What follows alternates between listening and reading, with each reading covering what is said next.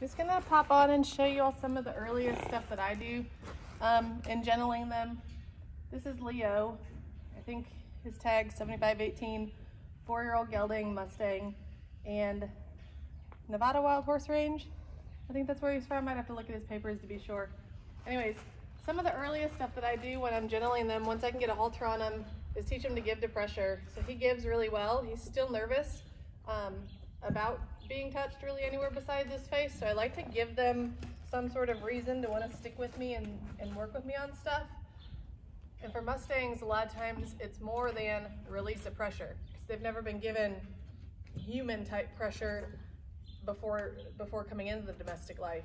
So to do more than just that release of pressure, that negative reinforcement, I use a lot of positive reinforcement with them and just give them a reason to want to be with me.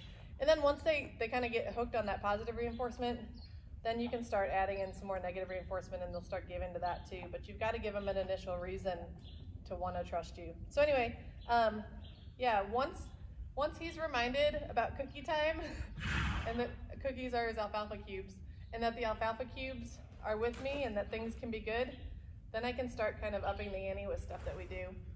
And so I'm starting polling with him. So it's just being able, I could probably, if I take the time to do it, I could reach down and rub all the way down his neck, especially on his right side, that's his good side. And he likes scratches. He'll put my hand where he wants it for scratches. Yeah. But I could scratch all the way down his neck. But I just kind of wanted to show you guys what it looks like working on everything past there. And you'll notice too, I don't step to the side of him. When I do step to the side of him, that's a different ball game for him. Just trying to generalize what's happening from when you're in front of them versus on the side of them. And it is a defensive thing and a trust thing for them to keep you in front of them. If I'm in front of him, he can still strike me if he feels the need to. So I think that's my theory on why it's easier for them to keep a person in front of them.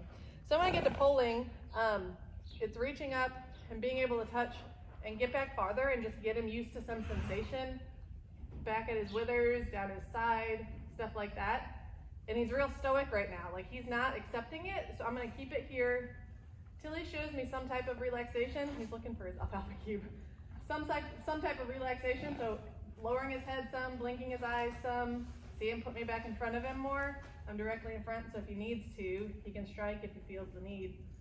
And I'm gonna wait for some type of lower his head. There's blinking, I'm gonna take it off. So if they're blinking, they're trying to and they want to relax versus having a staring look where they're just waiting for the shit to hit the fan.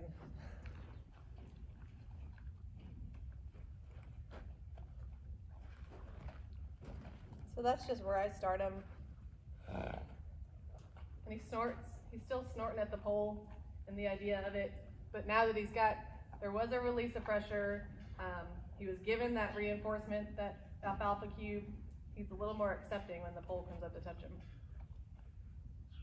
And so he's blinking a lot more, so I'll look for lower his head, look and chew, something like that that's a little bit of a deeper sign that he's relaxed about it. Lots of good blinking there. Good. Good, and moving his head. He might even, yeah, we could prompt a lick and chew by having him reach out for my hand. Good. So that's just a quick snippet of what I'm doing with him whenever I start gentling him. But he gives to pressure really well. He'll come with me right over to this camera so we can turn that off.